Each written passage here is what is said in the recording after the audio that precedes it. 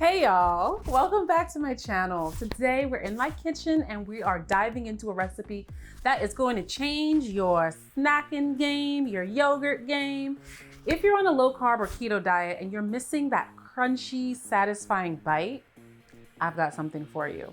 This is my low carb keto granola. It's the perfect topper for your yogurt. It could be a mix-in for your low carb ice cream, or just enjoy it straight out of the bag or jar, however you store it. Trust me, you will not believe that this is low carb. Hi, I'm Riann, your keto cousin, and I believe that food should be delicious, satisfying, and it needs to meet your health goals. Let's be real, right? And this granola is going to check all of the boxes. It is crunchy, it's nutty, it's salty, it's slightly sweet, and it's very versatile. It's packed with healthy fats and protein. It's perfect for helping you stay on track with your low carb or keto goals. Let's get into it. So we're gonna start with a mix of different nuts and seeds. So here I have some sunflower seeds and some pumpkin seeds. So I will have the recipe linked for you below, so don't worry. So I'm gonna take some of these nuts and seeds and I'm going to partially grind them up so that they're a little bit fine. I don't wanna completely crush them because you wanna have some bites that are a little crunchy and chewy, okay? So I'm gonna use my spice grinder. We're also going to be adding in some golden flax seeds. For some reason, I like the golden flax seeds better than the darker ones. So I'm gonna crush those up in the spice grinder. I already have those in here first, so let's start with that. These you're gonna wanna crush completely, right? So the flax seeds need to be ground up into a pretty fine powder. Okay, so it's a fine powder. You can see it's a fine powder. So we're gonna dump that into a larger bowl.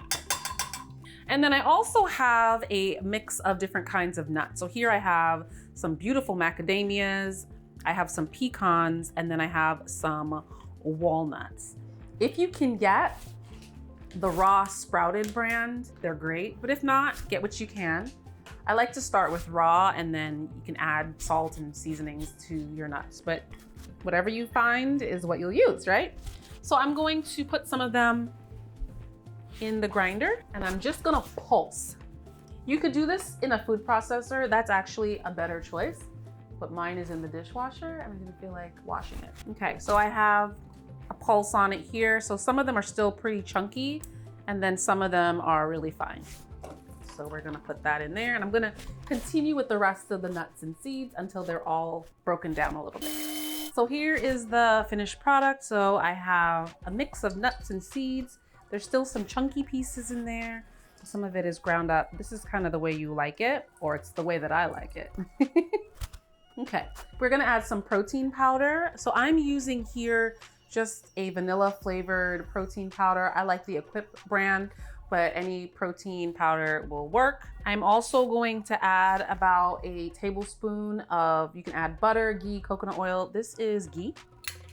So you wanna melt it down so you can pour it in. And then I have here about a 1/4 cup of powdered, this is allulose, which you could use any powdered sweetener you wish. I'm gonna add about a 1/4 cup of tahini. It's gonna give it a really nice nutty flavor. You could also use almond butter, peanut butter. So about a 1/4 cup of this. I'm not measuring this one because it's messy to put in a 1/4 cup measuring. We are going to add about a cup of coconut flakes. I know some people hate coconut. If you don't like coconut, leave it out. I love coconut. And then I have some freeze-dried strawberries. So you can add about, this is a 1/4 cup, and I'm going to add half of it and save the other half for the end. I'm going to add a few pinches of salt because my nuts are not salted. So I would say that was probably about half a teaspoon. I'm gonna add some cinnamon, about half a teaspoon of cinnamon. And then I'm gonna add about a teaspoon of stevia glycerol. And we're gonna give this a mix until it is well incorporated. So this is what it looks like so far.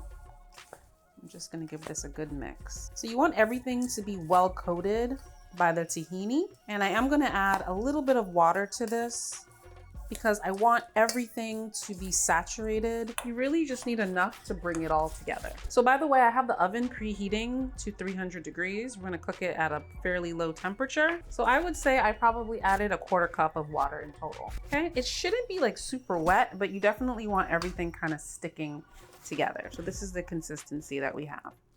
Okay, so I'm gonna pour this onto my baking sheet that I've lined with parchment.